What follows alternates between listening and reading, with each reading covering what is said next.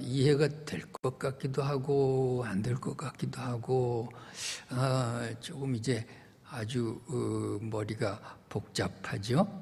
요한에 대해서 막 이렇게 선지자보다 크다고 하다가 천국에는 요한보다 작은 자가 없다고 하시고 이게 조금 우리가 이해하는데 자꾸 혼선이 와요. 자, 성경에는 우리의 상식 밖에 어떤 이야기들이 많이 있고 또 아무리 읽어도 정확하지 않고 뭔가 좀 이건가 저건가 이게 무슨 말씀이지 이게 무슨 뜻이지 그런 말씀들이 성경에는 많이 있어요. 자, 그때 우리가 기준을 정해야 돼. 성경을 이해하려면 기준을 정해야 돼요. 성경이 무슨 책이냐 하는 거예요. 여러분, 성경이 무슨 책이에요? 하나님의 말씀이에요. 하나님의 말씀인데 하나님의 말씀이 약속으로 주어졌어요. 그러니까 성경의 대부분은 약속이에요. 약속으로 주어진 하나님의 말씀. 약속으로 주어진. 자, 약속으로 주어진 하나님의 말씀인데 그래서 이 성경 자체가 이름이 약속의 책 그래요. 그래서 구약, 신약, 옛 약속, 새로운 약속. 그래서 성경이라는 이름 자체가 약속의 책이에요. 그러면 약속의 알맹이가 뭐냐? 약속의 핵심이 뭐냐? 뭐예요? 누구에 대한 약속? 예수 그리스도에 대한 그러니까 메시아에 대한 약속. 그것이 중심이죠. 그러니까 구약은 오실 메시아, 신약은 오신 메시아. 그거예요. 그러니까 성경 전체를 이렇게 딱 놓고 이해가 잘 어려울 때는 이렇게 기본적인 성경의 틀을 먼저 정해놓고 그 다음에 성경 본문을 보면 틀림이 없어요. 이단들은 왜 잘못 나가죠? 틀을 세우지 않아요. 틀을 세우지 않고 이 약속이 예수 그리스도에 대한 약속인데 거기다가 싹 바꿔치기 해가지고 자기네들 교주에 대한 약속으로 이렇게 바꿔치기 하는 거예요. 그게 이단이죠. 그게 이단이에요. 그러니까 예수 그리스도에 대한 책이고 예수 그리스도가 이 책의 주인공이고 모든 이야기는 예수 그리스도에 관한 이야기이고 이해가 잘 안 될 때는 예수 그리스도 중심으로 풀어야 되고 예수 그리스도 중심으로 풀면은 안 풀리던 것들이 탁탁 아구가 맞아떨어지는 그런 책이 바로 성경이에요.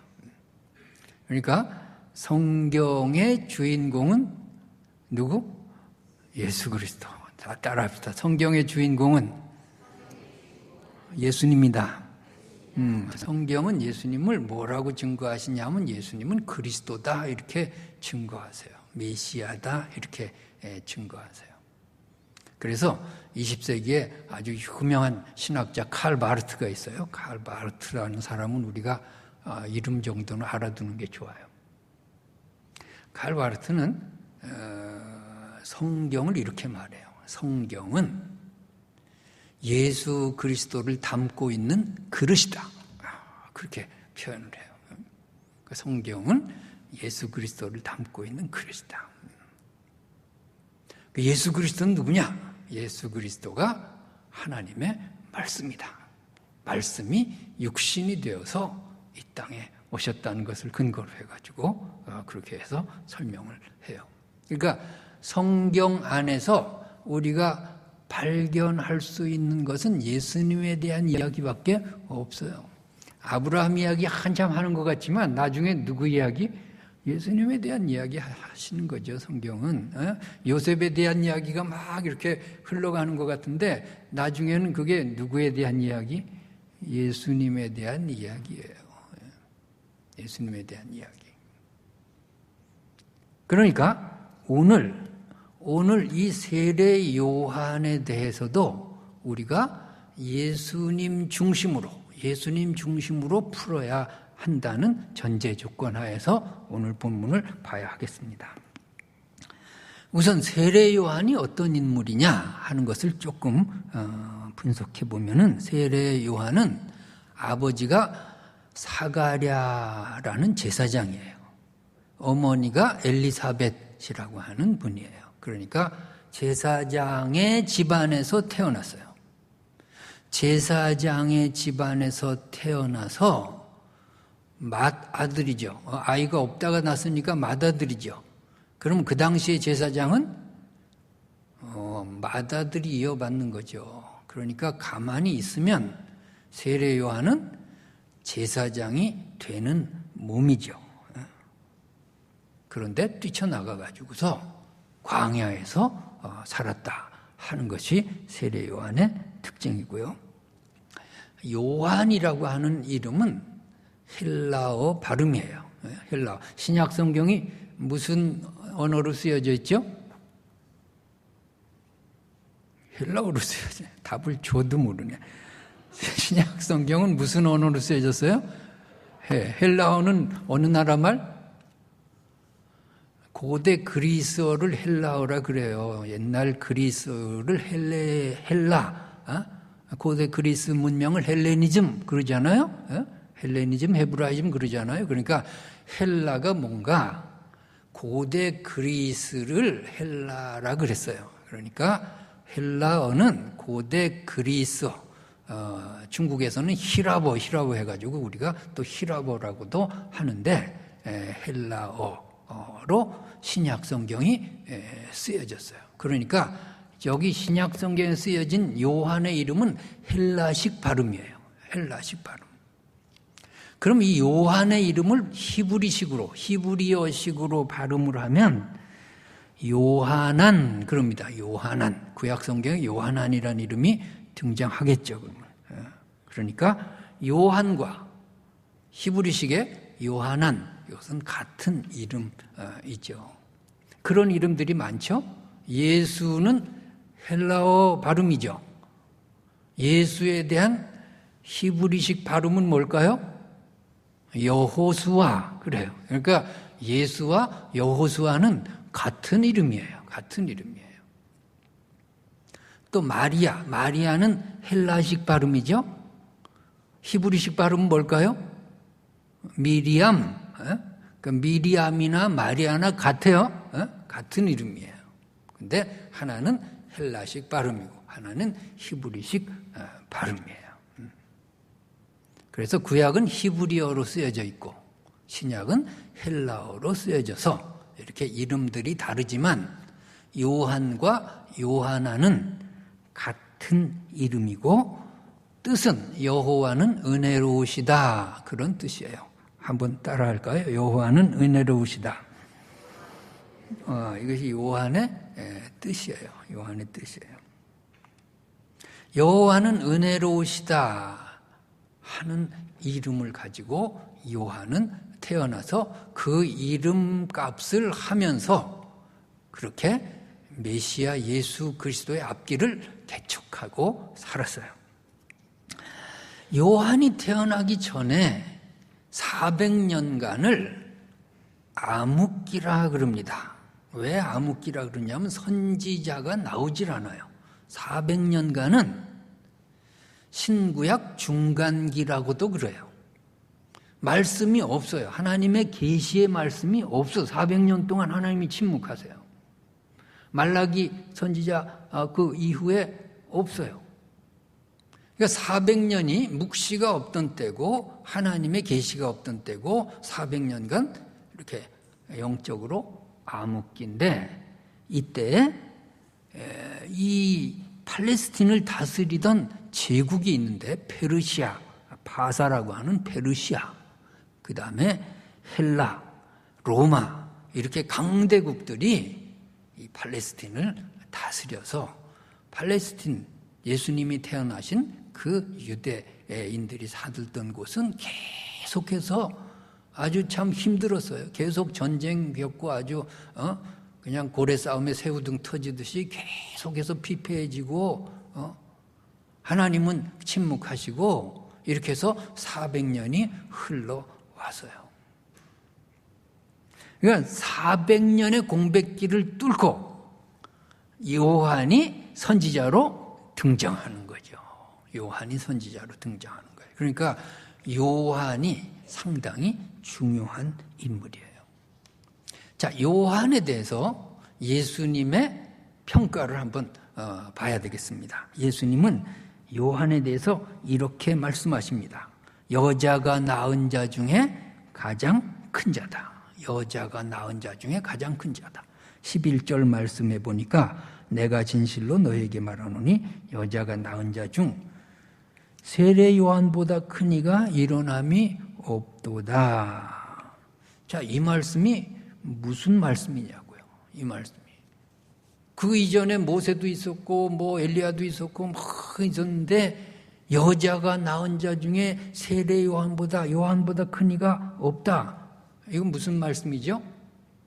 잘 이해가 안 되잖아요. 자, 그럴 때는 누구 중심으로 풀으라고? 예수님 중심으로. 예수님 중심.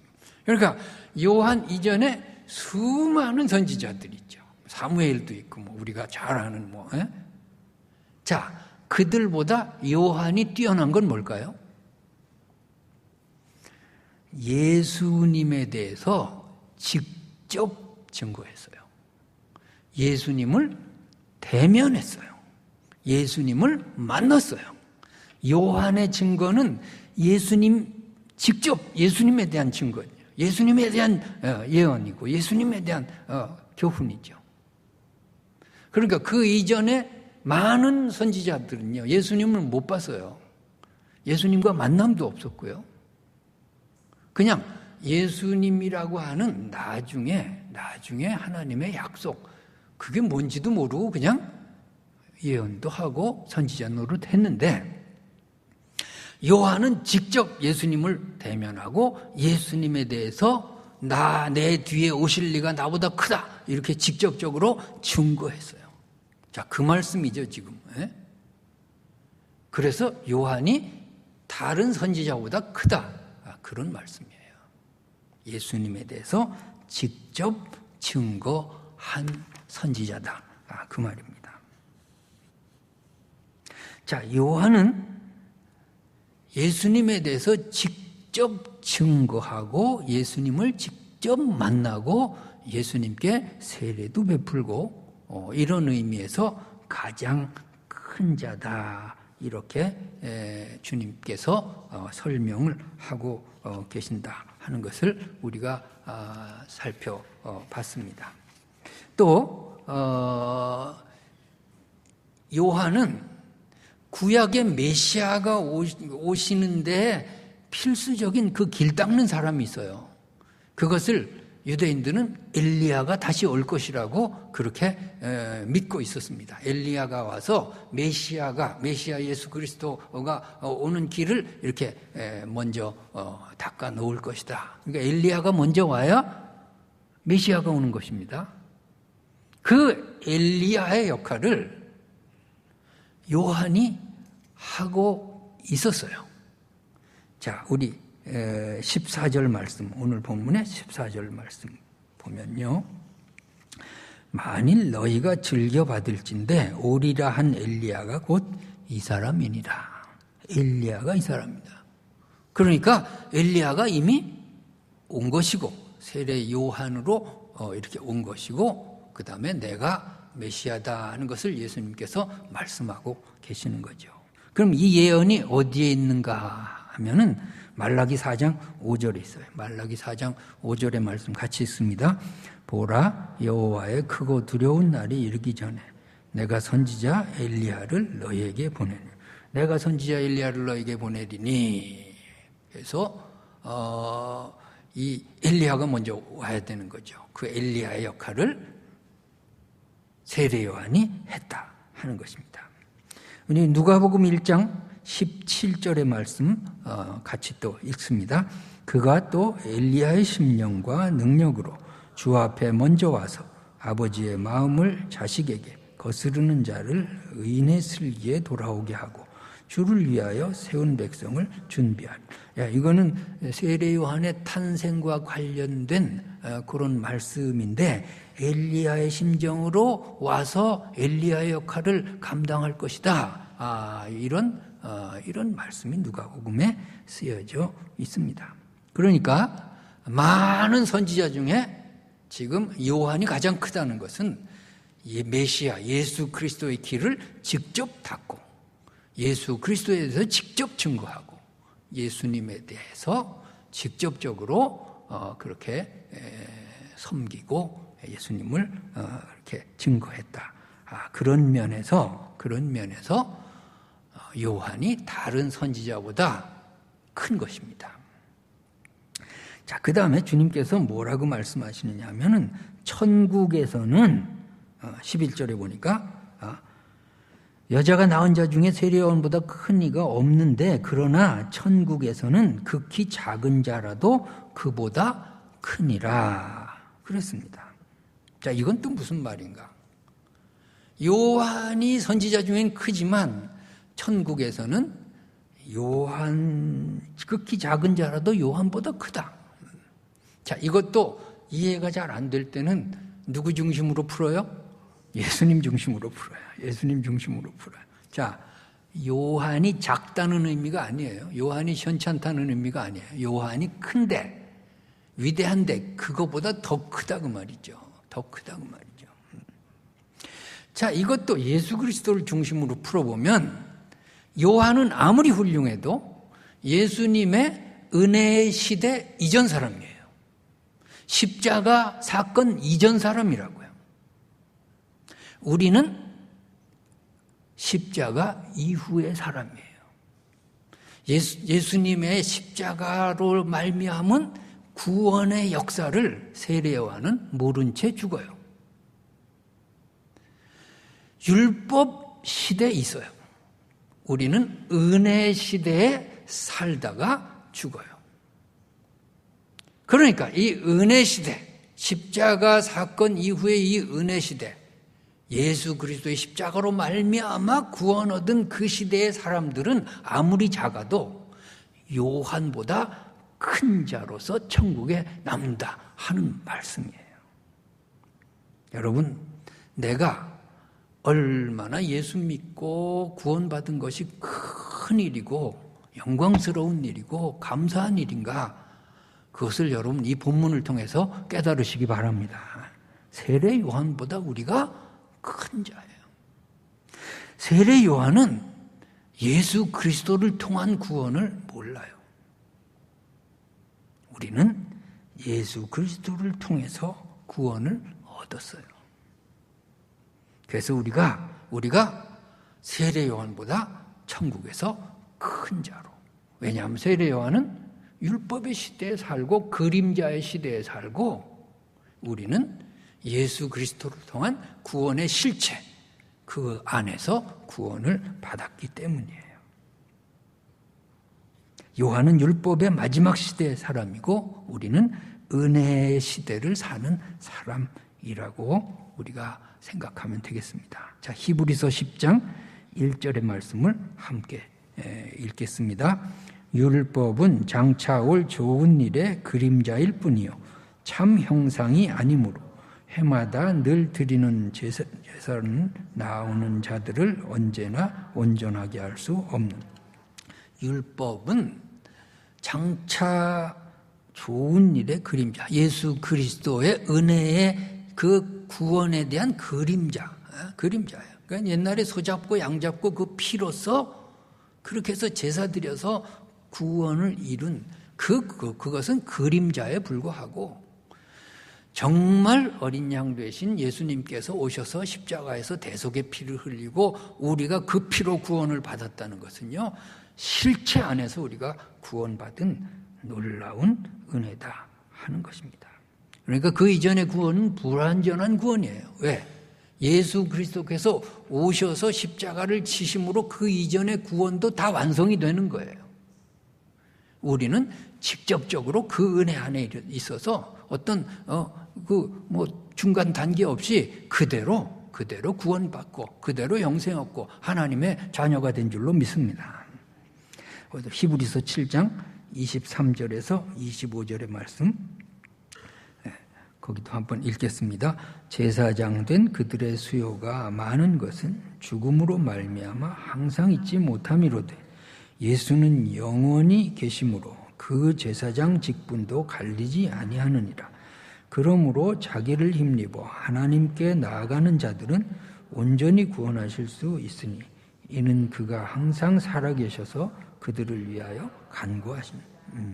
그러니까 옛날의 제사장은 죄를 사하기 위해서 지성소로 들어가는데, 제사장이 지성소에 들어가 가지고서 소 잡고 양 잡아 가지고서 그 죄사함을 선포하는 그것은 예수님 때까지 사실은 유보된 잠정적인 구원이에요. 그러니까 제사장이 자꾸 죽고 자꾸 바뀌고 그렇죠. 근데 영원한 대제사장이신 예수님은 변치 않고 바뀌지 않고 영원한 제사장으로 우리를 위해 속죄의 피를 흘리고 구원을 이루셨다 하십니다. 25절의 말씀, 읽은 말씀, 자기를 힘입어 하나님께 나아가는 자들을 온전히 구원할 수 있다. 그러니까 예수님 이전의 구원은 불완전한 구원이에요. 예수님 이후의 구원은 완전한 구원이에요. 예수님 오셔서 속죄의 피를 흘리지 않았으면 그 이전에 소 잡고 양 잡고 한 건 다 무효예요. 그러니까 예수님의 이 십자가의 구원 사건은 그 이전의 모든 영혼들에 대한 구원이고 그 이후에 우리 모두를 위한 구원, 인류 전체를 위한 대속의 사건임을 우리가 믿어야 하겠습니다. 그래서 요한은 예수님을 전하긴 했으나 예수님의 말씀도 직접 듣지 못했고 예수님의 기적도 맛보지 못했고 예수님의 십자가 사건도 체험하지 못했어요. 우리는 예수님의 말씀을 듣고 우리가 십자가 사건을 통한 구원을 얻고 그러므로 우리의 구원의 질적으로 천국에서 더 우월하다. 그런 말씀으로 우리가 받아들여야 하겠습니다. 더더욱 중요한 것, 우리가 요한보다 천국에서 크다는, 우리의 구원이 더 크다는 것은 무엇으로 증명하느냐 하면은 하나님과 우리와의 관계성 속에서 증명돼요. 세례 요한은 아무리 뛰어나도 하나님에 대해서 아버지라고 부를 수 없어요. 세례 요한은 감히 하나님에 대해서 아버지라는 말을 못해요. 우리가 기도하면서 하나님 아버지, 이건요 굉장한 특권이에요. 우주 만물 천지를 창조하신 위대한 창조주 하나님을 누가 감히 아버지라고 불러요? 부를 수 없어요. 우리가 하나님 예수 그리스도 안에서 구원을 이루고 우리가 비로소 하나님 보고 아버지 그래요. 이거 대단한 거예요. 우리만의 특권이에요. 요한도 못 누린, 모세도 누리지 못한 우리만의 특권. 여러분, 이 특권을 잘 활용하시기 바랍니다. 아버지란 말을 기도하면서 아버지 하는 건요 놀라운 거예요. 놀라운 거예요. 그 안에서 응답받지 못할 것이 뭐가 있고 그 안에서 평안을 누리지 못할 것이 뭐가 있고 그 안에서 불안할 이유가 뭐가 있고 하나님을 아버지라고 하는데 내가 주눅이 들 이유가 뭐가 있느냐고요. 하나님이 내 아버지심을 믿으시기 바랍니다. 하나님 아버지 대단한 겁니다. 하나님 아버지 따라합시다. 하나님 아버지. 하나님 아버지. 하나님 아버지. 그러니까 기도할 거 없으면 그냥 아버지만 밤새도록 찾으면 돼. 옛날 우리 아버지는 기도하면서 평안도 사투리로 아바디네. 아바디 하는 거 내가 지금도 기억나요. 뭐 철야기도 하시는데 딴 거 없어. 그냥 아바디. 주무시나 보면 또 10분 뒤에 아바디. 그러면서 밤새를 새시는데 아버지밖에 없어. 여러분 다른 얘기할 거 없어요. 하나님을 내 아버지라고 정말 고백할 자신이 있으면 우리 문제는 끝난 겁니다. 우리의 답답한 현실도 그 안에서 이미 해답이 있는 줄로 믿습니다. 하나님을 아버지라고 부르는 것. 하나님 아버지. 그러니까 그냥 습관적으로 하나님 아버지 하지 말고 하나님 아버지. 뭐 하나님 자 빼도 돼요. 아버지. 그거 참 대단한 특권이죠. 우리가 하나님의 자녀, 아들, 딸이 어떻게 돼요? 아버지가 누구냐에 따라서 신분이 달라지지 않아요? 하나님이 내 아버지라고 할 때 내 신분이요. 이미 천국 백성이 됐고, 이미 마귀가 두려워하는 존재가 됐고, 이미 세상이 나를 감당하지 못할 존재가 된 것을 믿으시기 바랍니다. 하나님.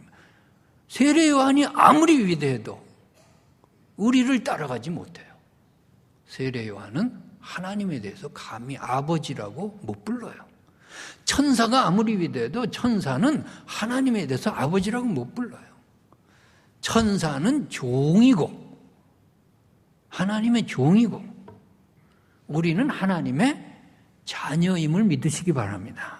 그러니까 천사가 우리를 수종들고 받들 그런 존재지 우리가 뭐 천사보다 못난 게 뭐 있어요? 날개나 없는 거지 그냥 천사보다 날개 내가 사줄게 여기다 타러 가면서 그러면 천사 그 천사 부러워하지 마세요. 천사는 감히 하나님을 아버지라고 못 불러요. 그러니까 우리가 하나님 아버지 또 내가 하나님의 아들이다 하나님의 딸이다 이 자부심으로 세상을 이기고 문제를 극복하고 찬송하고 승리하시기 바랍니다. 우리 로마서 8장 14절 15절의 말씀 함께 읽겠습니다. 무릇 하나님의 영으로 인도함을 받는 사람은 곧 하나님의 아들이라. 너희는 다시 무서워하는 종의 영을 받지 아니하고 양자의 영을 받았으므로 우리가 아빠 아버지라 부르짖는. 우리는 종의 영을 받지 아니하였다. 그러니까 율법 아래에 있으면 종이에요. 율법의 시대에 살면 누구도 종이에요. 그러니까 모세고 아브라함이고 다 종의 신분으로 살아갔어요. 근데 은혜 안에 살 때 하나님의 양자의 영을 받았다. 본래 아들은 아니에요. 그런데 아들로 인정해 주신 거죠. 아들로 인정해 주신 거예요. 아들, 딸로 인정해 주신 그런 축복 아래서 우리가 살았어요.